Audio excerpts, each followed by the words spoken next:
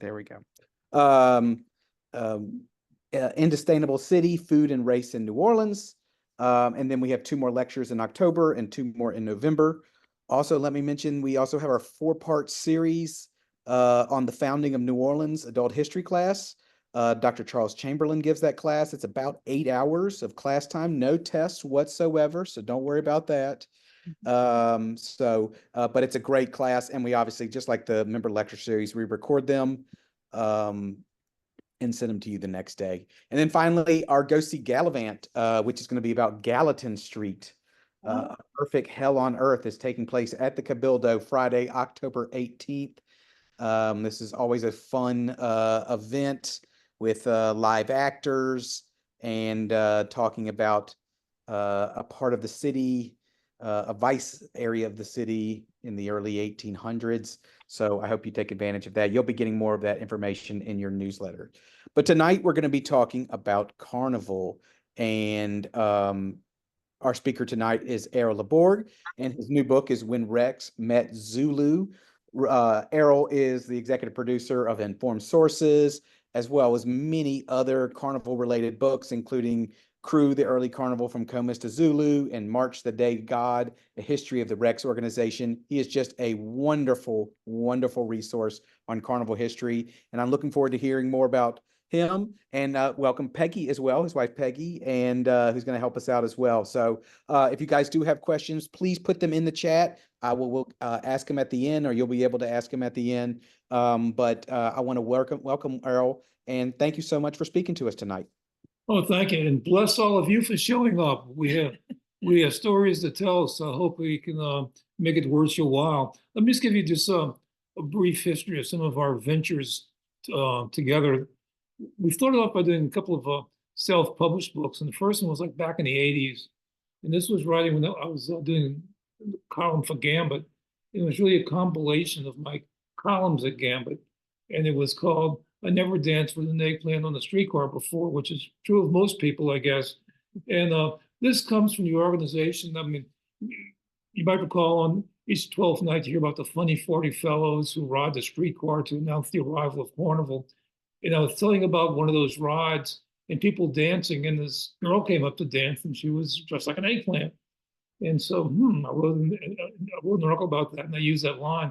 I never danced with an eggplant before, and it became an immortal line. And so anyway, this book did surprisingly well, especially being a self-published book. I mean, everything I had to do myself. We had to find this lady had a type shop uptown. Had to lug all the books. Had to go to the bookstores, and so nothing came easy. I had to store them myself and keep records, but surprisingly did well, to the point that at some point, originally we made up our own publishing company. It was called the Urban Press, but we actually wound up doing a reprint that Pelican did on this, and so it's still out there as the Pelican book.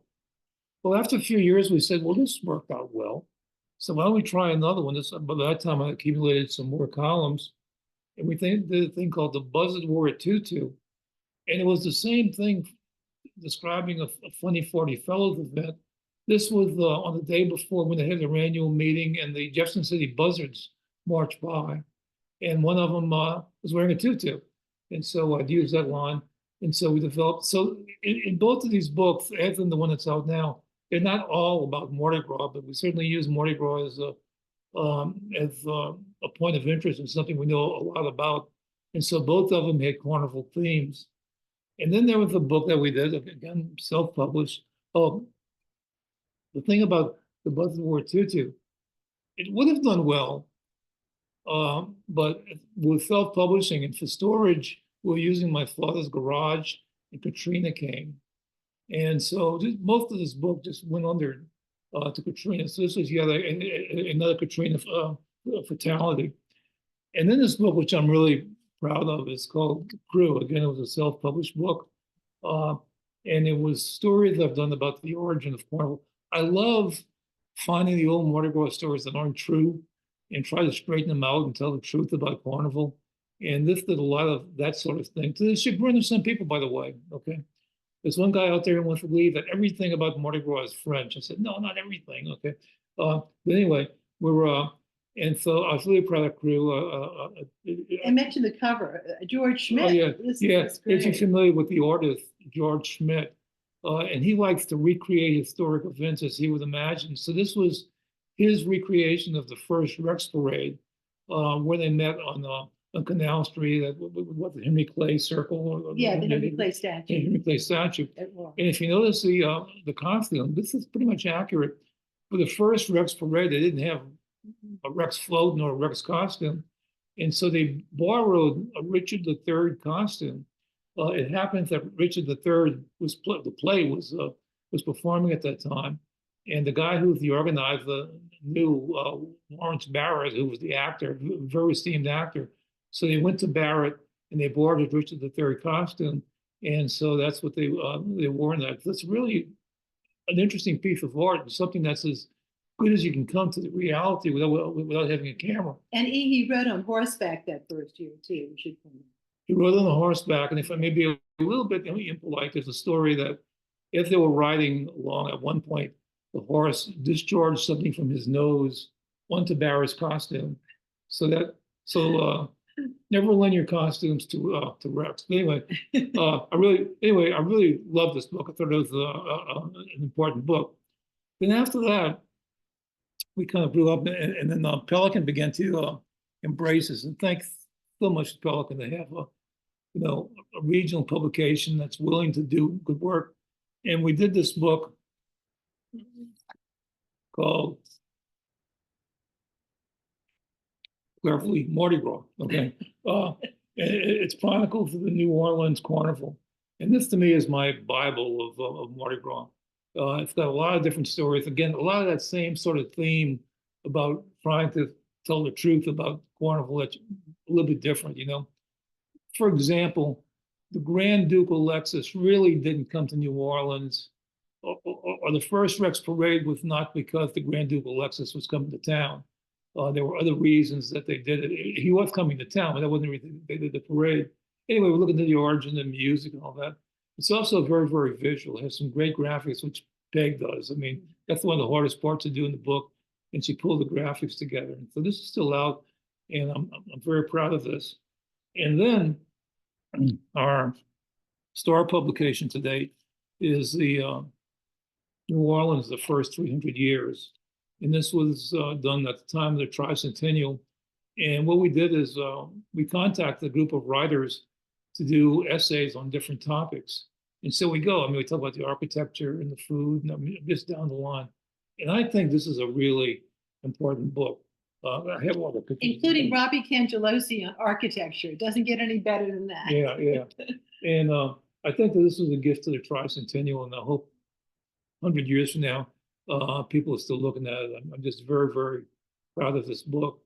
There was a book that came out at the time of the New Orleans with the Bicentennial? Bicentennial.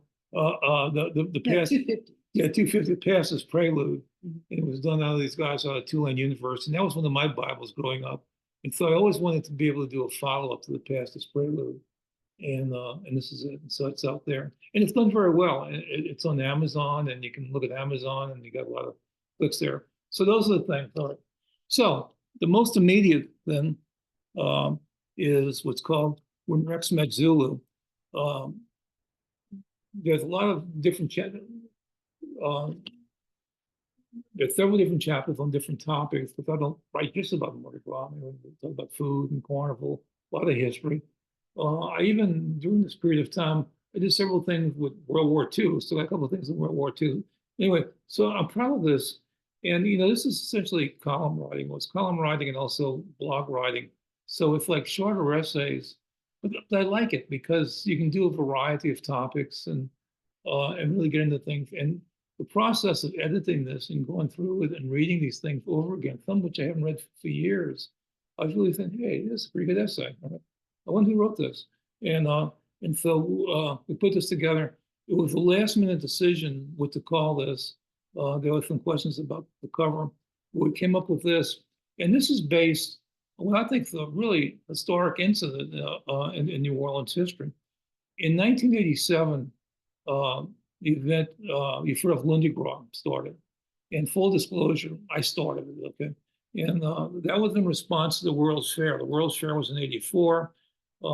And so after this, you still had all this infrastructure along the riverfront.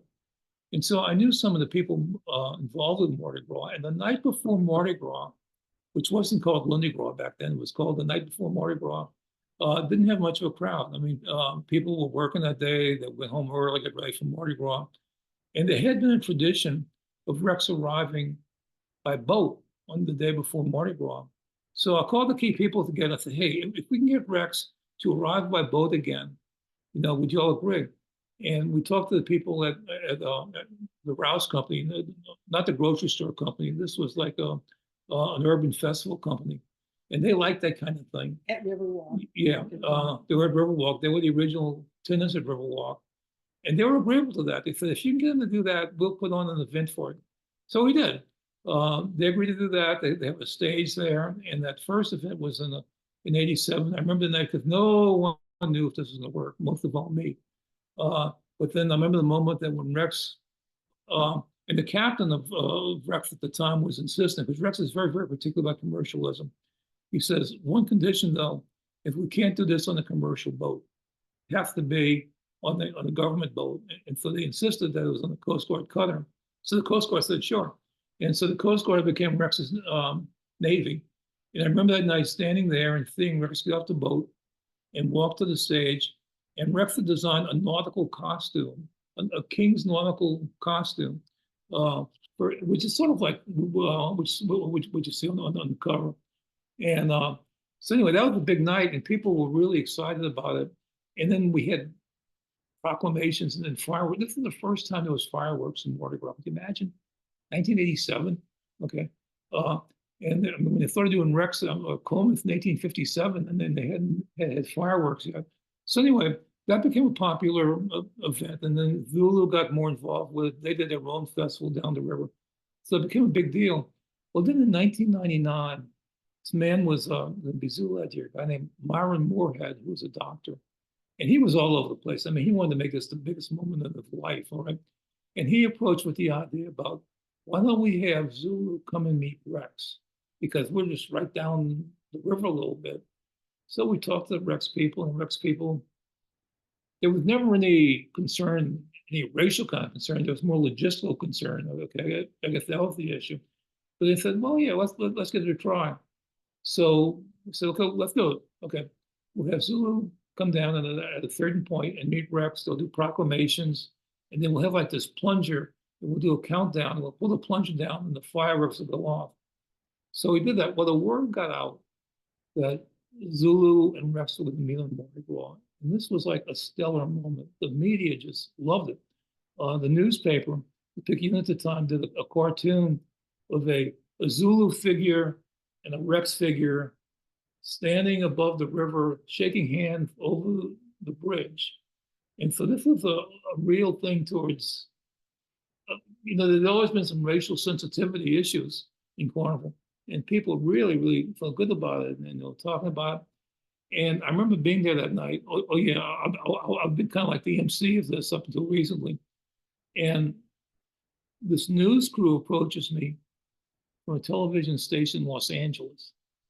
Okay, Los Angeles television station. They brought in a news crew to cover this. The idea of a black crew and a black crew and a white crew meeting together and symbolism. And they were all excited about it. And really a lot of national media were there. It was a big thing. I was a little reluctant to tell them, but this was not the first time these two guys met personally. I mean, throughout the year they get together and they talk about Carnival. But it was certainly the first time that they met in a symbolic way. So that night, Rex comes out, as he usually does, and I'm the MC. And we're kind of teasing him a little bit because they're a big crowd. I was a big crowd. So, ladies and gentlemen, we've just received word that Rex will be having a visitor. The visitors arrived. He'll be coming soon. Well, the crowd knew what it was, but we were teasing him, and we went along and we teased him. The visitor has arrived. He's on land. He'll be coming soon. And then a few moments later, ladies and gentlemen, we've just heard that Rex's visitor has arrived. Will you please greet him, Zulu. The crowd went nuts. People were just so excited. They were so thrilled. And I think this was one of the great moments in Mardi Gras. I mean, this is the moment where you had Rex and Zulu on stage, okay, coming on stage, a crowd cheering. And of course, the mayor, I think it was Mayor, I think Bartholomew was the mayor. Mayors love this kind of thing, okay? And so you have Rex and Zulu and the mayor all hugging each other and boogieing together. And it was just a great feeling. And then they exchanged proclamations, and then they did the fireworks. Well, this is continued every year. It's a big moment. And somewhere in here, I talk about that night, and I quote the Louisiana Weekly that when it was celebrating its anniversaries, a guy who wrote about like 100 years, Louisiana Weekly, talked about it and said that this was like a great moment in carnival history. So I was really pleased with that. And so we thought more people needed to know the story about this. And so that became the cover story. So anyway, there's a lot of other essays in here, a lot of essays, some about Mardi Gras, some about other things. I want to mention just a couple of them to you. And one that wasn't about Mardi Gras, but it was like one of my favorites. And this was called Angel of Bastogne. And this took place in World War II on Christmas Eve, 1944. The Battle of the Bulge was going on. This would be the last days of World War II. The Allies had moved in, but there was, and all the areas around the Ardennes forest had been frozen. You know, it was bad weather. Anyway, the U.S. Army had an aid station in the town of Bastogne. I think the Americans and the British, and so medics out in the fields were trying to put in the jeep if anybody was injured. They'd bring him to the aid station in Bastogne. Well, to show you what bastards the Nazis were, Christmas Eve night, they bombed Bastogne, right? They just fly over and they just bomb the hell out of it, right? Including the aid station. You know, it was just a terrible thing. Many years later, if y'all remember the series, The Band of Brothers, Stephen Ambrose, if you know, and there was an episode about that night, and I wasn't familiar with it, but in his telling the story, that there was a nurse from Bastogne who worked there. She was a volunteer nurse. And by the way, the people there speak French. And there was this medic who was out in the fields who would come in, and he got to know the nurse. And the medic was from Louisiana, and I think he connected with the nurse because they both spoke French. And so, they had contact, and so they kind of went back and forth. And so just kind of, nothing really serious, just a friendship. I mean, a wartime friendship. I thought, this is a great story. Well, if it had, and it would really touch me, that my father was there. He was French, and he was a medic, okay? And so I wondered, this is my father? Okay, I mean, it's a true story. And so I was really just stunned by that.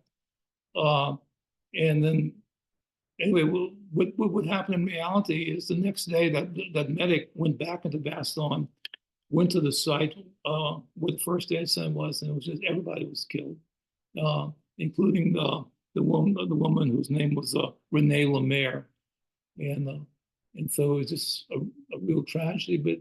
But he did find a scarf that she knew that he wore, and so that was how he was able to tell. So I wrote this story, but also not knowing if it was my father or not. On the one side, kind of hoping it would have been my father because that had just been a great story, even though I don't know how my mother-to-be would have been affected by that. But anyway, several years later, I found out that in the book that Stephen Ambrose did, he mentioned this, and he'd identified a guy. The guy lived, it wasn't my father, it was the guy who lived near Lafayette. His name was Eugene Rowe, and he wrote a little bit of a book about it, but I was just so touched by that. And so, but anyway, she became known as the Angel of Bastogne. A few years ago, we went to France and made a point of going to Bastogne, and there's a proclamation for her. And the place, the site where the aid station was now a pizza parlor called City Parlor. But there are, and there is a plaque about that night. And so anyway, I was always just touched by that story. Okay, then the third thing I have, I've gotten been able to attract a guest celebrity here to do a special reading. And this goes back that there was once a mayor in New Orleans. Well, it's about the Raffinak cocktail. And so I don't want to say too much, but it kind of connects with an early mayor of New Orleans. And also this guy would have been the last French-born person to be mayor of New Orleans. And are you familiar with the cocktail called the Raffinak? Have y'all heard of that? Or okay. Well, I take your silence to mean yes. Okay. Anyway, the lovely Peggy, and this will be Honored to read, because as you said, your different categories. Yeah. You talk about food and local culture and drinks, in this instance, libation. So it's quite a mix. It's not just Mardi Gras. It's many things. Okay.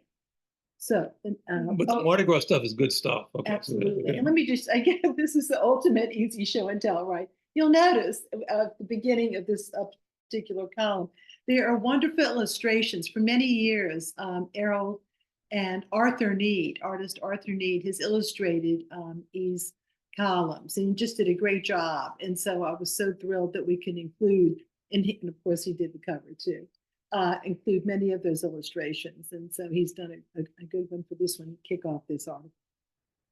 All righty. Raffinak, the mayor and the cocktail.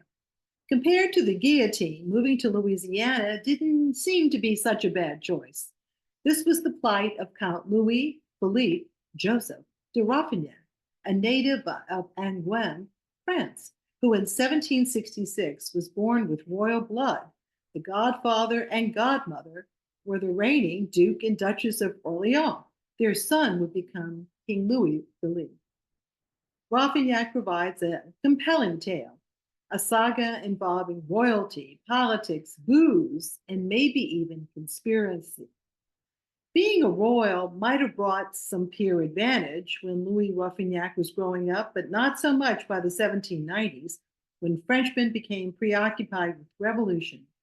In 1800, Spain had ceded Louisiana to France. That was all Louis Raffinak needed to know to hop on the next boat to the New World. Any guy whose godparents are nicknamed Orleans would have to have been considered a pretty fast social climber in a frontier town named after the family. And that was the case with Louis, who became a state legislator, a bank director, and then mayor of New Orleans, a job he held for 2 uninterrupted terms from 1820 to 1828. He is remembered as being one of the city's best mayors. During the administration, levees were extended, Royal and Orleans streets were paved, and parts of downtown were the first to be illuminated with gas lamps. The city's first apartments were established, as was the beginning of a public school system. He raised money to plant trees, the forerunner of today's shady avenues. He kept doing interesting things, and he kept interesting company, having hosted both Andrew Jackson and the Marquis de Lafayette. For all of his accomplishments, however, Raffinak would also be remembered for 2 things. He was the city's last French-born mayor, but most of all, a local alcoholic drink would carry his name. Just how the Raffinak, the drink, came to be named after the former mayor is unclear, but the drink was on the menus long after the mayor's time and into an era when nightlife blazed with electric lights instead of lanterns. Possibly the name traces back to having been actually a brand of cognac named Raffinak, made in the old country, just as Sazerac got its name from a French cognac, although that ingredient would eventually be factored out of the cocktail. Now, here's the tricky part. There is a dispute, but in the end, I will resolve it. Early local-centric recipes were popularized by a Royal Street place called Minissier's, which lasted from the late 1800s to 1914. In addition to confections, the place liked to specialize in creative drinks long before the term craft cocktail came into use. Vintage Raffinak cocktail recipes contained cognac, some sort of raspberry flavoring, along with simple syrup and seltzer. Now, here we experience an evolutionary moment. New Orleans, whose barrel-laden boats would drift down from Kentucky and Tennessee, was a whiskey drinking town, more so than it drank uppity cognac. Gradually, it became common to replace the cognac with the upriver hooch. The same thing would happen to Sazerac, for which the timeless cognac would be replaced by rye whiskey. Served with ice in an old-fashioned glass, the drink is a local version of the genre of slow sipping cocktails. In an age when the male workforce spent many hours, both during and after work, propped up against a bar, the Rafignac seemed to have its following. Gradually, the drink was forgotten about, all except at Maley's, that old Creole restaurant that lasted from 1876 to 1986. It's now the location would be the Copper and Barrel, Copper on Poitras. Okay, right there in Poitras. And gradually, the drink was forgotten about, all except at Maley's, the old Creole restaurant. That the drink is remembered at all is probably because it was the house specialty there. When Maley's closed, so did the public life of the Rafignac. At some point, the whiskey would be replaced by brandy, and the raspberry syrup was swapped for one of the several reddish ingredients, with the most popular being grenadine, which is more or less made with a mix with pomegranate. And like music and foods, all drinks are fusion, shifting and adjusting with times. So at this stage in the evolutionary process, what can we say as the proper contemporary Rafignac? For this, I defer to my friend Maureen Detweiler, who has made it her mission to preserve the Rafignac, which she makes better than anyone else has ever done. Her recipe: 1.5 ounces of rye whiskey, a 1/2 ounce of brandy, 1 ounce grenadine, and a twist of lemon. 4 ingredients into an ice-filled tumbler, garnished with a twist of lemon. As for the former mayor, the story should have had a happier ending, but it did not. Rafignac had returned to France after his stint as mayor, though with little joy. He reportedly complained to a friend that leaving New Orleans, that he really regretted.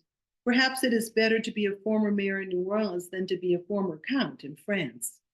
The circumstances of his death at 80 in 1846 at his chateau near Perigeux, France, sound suspect to me. But here's the family version. One evening, he was seated in an invalid chair, examining— That was their phrase. Yes, examining a loaded pistol, when he was suddenly seized by an apoplectic stroke and fell to the floor. The fall triggered the pistol, which sent a bullet into his head. He died instantly.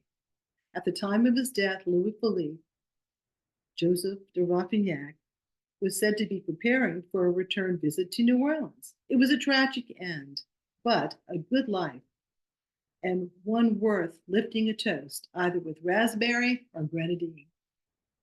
So the story of Mayor Rafignac. So I make no judgment on the circumstances of his death, but just to point out, he was by himself in that room, in the, I guess the equivalent of what we call a wheelchair or something. He had a pistol, okay, and then he fell or something, and when that happened, that shot himself with it, okay. And there was probably inheritance involved with this somewhere along the line. So more to the story. Yeah, yeah. So this is the story of the early mayor of New Orleans.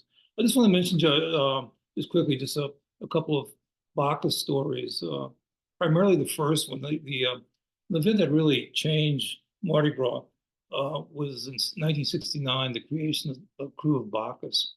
But that was a different kind of parade. That went away from the old traditional parades to something new and big and spectacular, very spectacular. And the also introduced the idea of having so-called celebrity king, bringing in a celebrity, rather somebody part of New Orleans society. So the first Bacchus was Danny Kaye, who's very popular entertainer, And so the story happens that he came and he agreed to do it. There was somebody in New Orleans that he knew. He talked to, and he came. He got in costume that night, and they brought him out to his float. And, well, it turns out it was freezing that night, and he was really, really cold, and he was very, very reluctant to deal with that. But they kind of tried to coax him a little bit, and so he got on. Pip Brennan was the founder and the captain of this, and he would tell the story that they get him in this chair. He's sitting there, not very happy. And then right about as the time the parade's about to roll, somebody in the crew had located a heater. And so they brought the heater up into the float, and they had a little electrical outlet there, I guess. And they connected it, and all of a sudden there is the heat. And so it's kind of cozy. And then the parade starts, and it rolls out to the streets, and there's a huge crowd. And Kay is just so overwhelmed by the crowd, he immediately stands up and starts waving to the crowd, which he did for the whole parade. He never sat down in the heat again the whole time. And so he wrote it, and he wrote it successfully. There was another Bacchus story about a Bacchus who, as the parade passed Gallier Hall, there was a certain call from nature, and they had to stop the parade and get Bacchus off the float and go and deal with what he had to deal with, and then come back. And then there was another Bacchus. If they were passing a certain hotel, there was a lot of people from the crew of Orpheus there. And I think this was Toby Keith, the entertainer. Anyway, the crew thought it would be a nice gesture to toast Bacchus with a champagne, but they had one of these huge bottles. What do you call them? Magnum, maybe Magnum. Maybe Magnum. Okay. Jeroboam. Okay. And so they toast Bacchus with a magnum of champagne. All right. We can imagine what Bacchus was like by the time he got to the end of the route. Okay? He was all wobbly. So he was kind of out of it the rest of the night. But anyway, so those are some of the stories we have. And it's just a bunch of different things. And Peg, did you want to comment on something? Well, I just wanted to say that in you doing this, and very fortunately, you have years and years of columns. That was no easy task. There's over 80 columns our blog, copy of blogs in this publication. So just trying to figure out what the categories where folks might be interested in, how you put something like this together. It took a while. And then you had the unedited versions, which, just in terms of a few typos and stuff like that, we really had to comb through it very carefully. And then thankfully, Arthur Mead had really great art. He had saved all of those wonderful illustrations that he had done. Yeah. So, it took a while to pull this together. Yeah. Let me mention one thing I meant to mention when I was talking about the evolution of the book, because this was Pelican as the last three were. But during that time, by the time we made the deal with Pelican, by the time it came out, Pelican had been sold to this press called Arcadia Press. Now, you may have seen their books. If you go to like a Walgreens or something, if the history of Metairie or history of Pontchartrain Beach, they do a lot of local history type books. But they're a national company, and they do things well. Yeah. So all of a sudden, Arcadia was the publisher of this under the Pelican name. And they did a really fine quality book. Yeah. It's good paper quality. And so this was a jump for us of actually dealing with a national publisher. But and we love working with them, and they were very, very meticulous, and they went the thing of word by word. But one little thing we had with the national publisher was when they're thinning in the corrections, like for Oysters Rockefeller, they had that as like one word. Or Rockefeller was lowercase. Lowercase. Yeah. Oysters and Rockefeller. Yeah, Rockefeller. And so, and in the Grand Duke Alexis, they had Grand Duke and lowercase and then Alexis and uppercase. And so we told them, this isn't right. And it said, well, we use the Chicago style book, right? And I said, yeah, but people in New Orleans, when they see Oysters Rockefeller, like in lowercase and Grand Duke, they're going to know this isn't right, okay? And so finally they gave in on it. And but other than that, they did a really great job. And so it was a good experience to have. It's kind of like this step up in the publisher. So even just if no other reason for the quality of the book, good. So, are there any questions or comments or? Yeah, Jason, Yeah, we have some questions here. The first one I wanted to ask was, early on, you were talking about, um, your books probably were a little bit smaller than some of the kind of the tunes you wrote later on. What's the difference of something that's much easier and concise and smaller compared to this larger piece? I mean, is it just you have to give it more time, or you have to really do a lot more research? Like, for instance, the Mardi Gras, book, that's Yeah, more longer form. Or in paperback, then you Yeah. have. As opposed to your compilation. Yeah. It's a totally different method of writing. With the Mardi Gras book, because you wrote the whole book. Yeah, yeah. They're both sort of collections of stories, though. But the smaller book, one thing I like is being able to do like a variety of topics. But the bigger books are more focused in on something. But like the Tricentennial book, I mean, it's focused but all on New Orleans, but different topics in New Orleans. And so, in a sense, it's all kind of the same. But I would say the art demand is more okay on the bigger books because you have glossy art and right, photography. photographs and Yeah. historic Yeah. images. Whereas these are all illustrations. Yeah. Well, to answer that though, Jason, if I could kind of chime in on this, Errol over the years has been, focusing so much on Carnival, and so he had certainly a wealth of knowledge. So what we really needed to do is to sit down and figure out, well, what would be the chapters? How would we separate that out? And then he would expound on it. Okay. Gotcha. So I guess you'd say, at least initially, he had a lot of the information at his command. But then, of course, yes, there was further, definitely, further research too. But the book, like the Mardi Gras book, is heavily laden with images, and that was sort of my job. That I would go to our wonderful resources like the Louisiana State Museum and the Historic New Orleans Collection to find either graphic images or photographs that would match what Errol's talking about in that particular chapter. So it's really a mix of present day images and then really going back into archives and finding what I felt was some pretty neat stuff. So yeah, but you're right. It's a different way of writing. That's a very good point. Going to your kind of towards the end, you talked about Bacchus. And when Bacchus what year did you say that was? 1967? 69. 69. So were you aware of what was about to happen when those floats came on the route and how much it was going to change Mardi Gras? And were you aware of how big they were in general, or had you seen them before the parade? I hadn't seen them before. There was talk about something big was about to happen, and to get in the mood at the time, I think there was kind of a feeling that Carnival was getting kind of tired, that there really hadn't been any dramatic change in Carnival, and that it needed something newer and bigger. And so I think people felt of that with that. Okay, but there were also people who worried about, as I did, the Americanization of Carnival. Is this like a Disneyland version of it? So some people were skeptical about what it would do, and it did have its impact. I mean, it did change things, but and certainly the old line crews were kind of worried about that this is going to change the tradition. But from what I understand, some Rex people were very helpful with starting the Bacchus parade, but people were apprehensive, and for several years people talked about Bacchus in terms of what impact it had, and some with a little bit of disdain. But I'll say this: that during that time there was an emergence.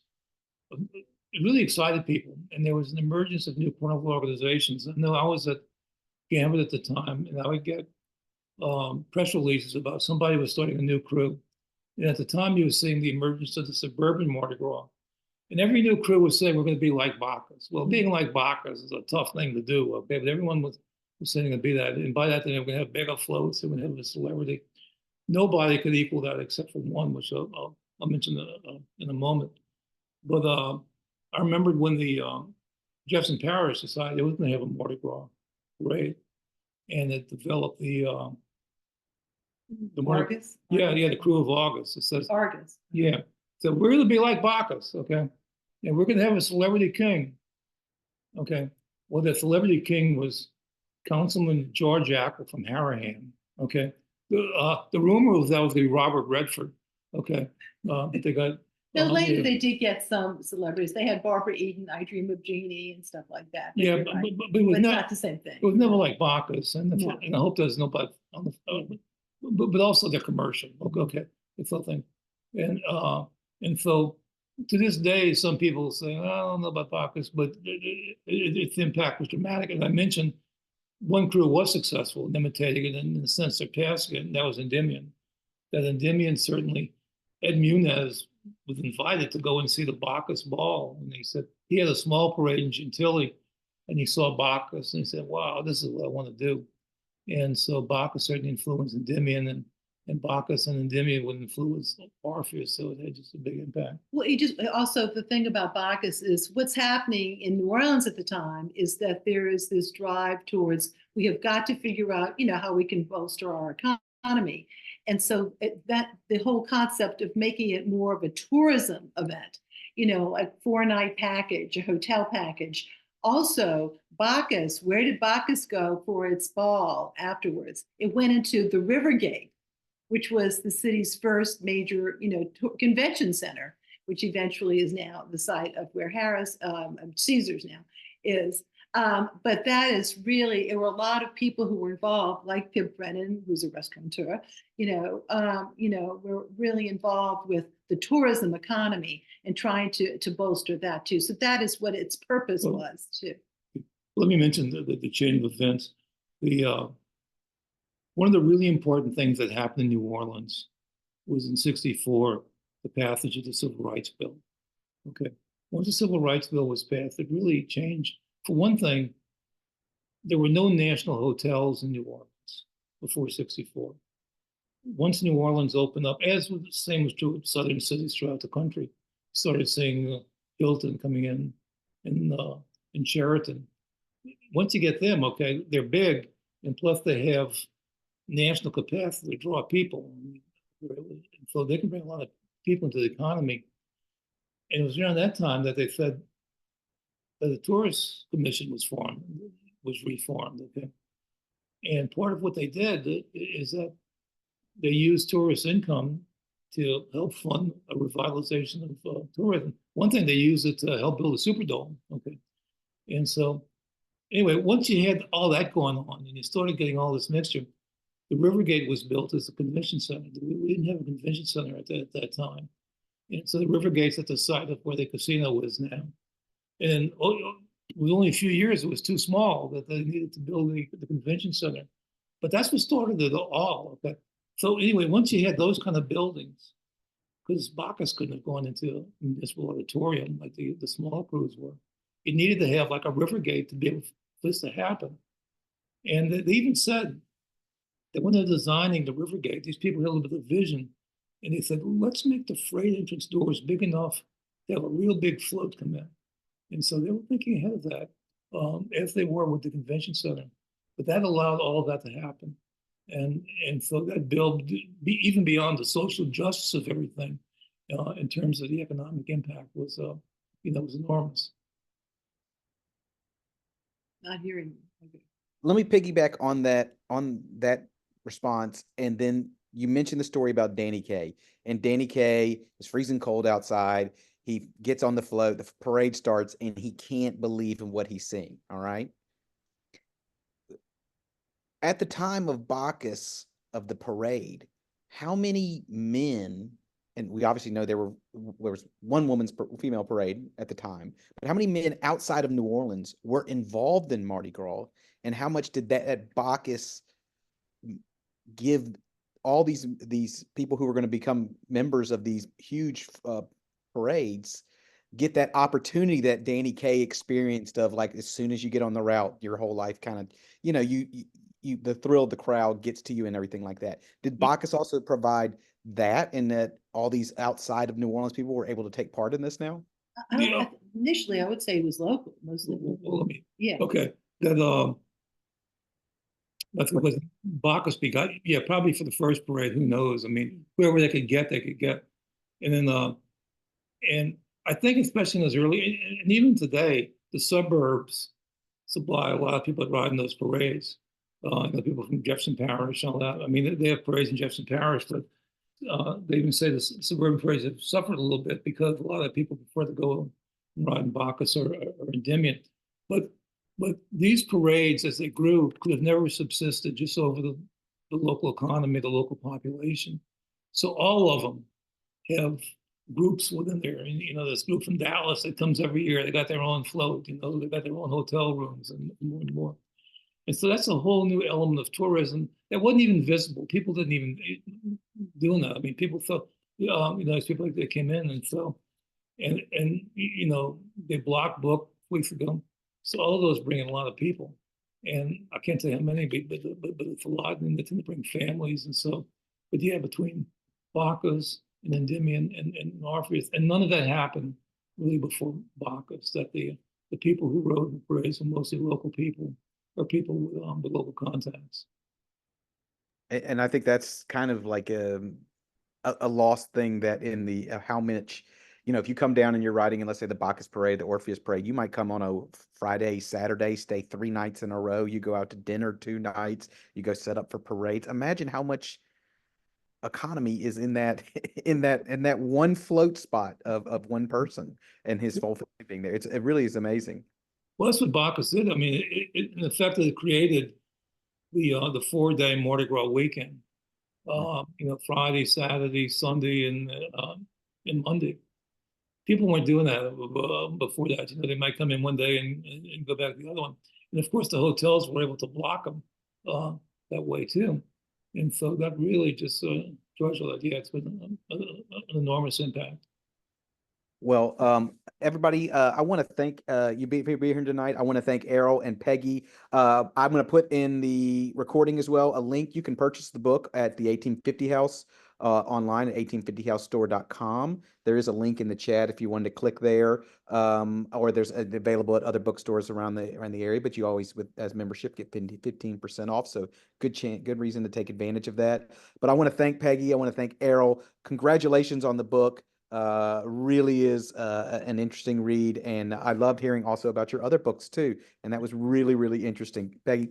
Can I just say one more thing? What is very exciting about today, is that there's Mardi Gras for all pocketbooks, for all budgets. If you want to be in a walking crew, and I mean, we could spend a whole other hour on that since Katrina and the growth of those smaller groups and the crew of Rolling Elvi, the Muffaladas, and all this, and also the thirst and the quest for keeping a lot of the traditional, the handwork, the handiwork, and the artisans of Rex is a great example. Proteus, of course, too. But a lot of people work very, very hard to there's the new carnival and the older carnival, and we can't forget the old carnival, the paper mache, and just all of it. I love the mix, but it's truly for all. Yeah, absolutely. My daughter's in the crew of Ursuline. You should see the floats that we have to make every single year. It's a lot of fun. All right. Thank you very much, y'all, everybody, for tuning in today.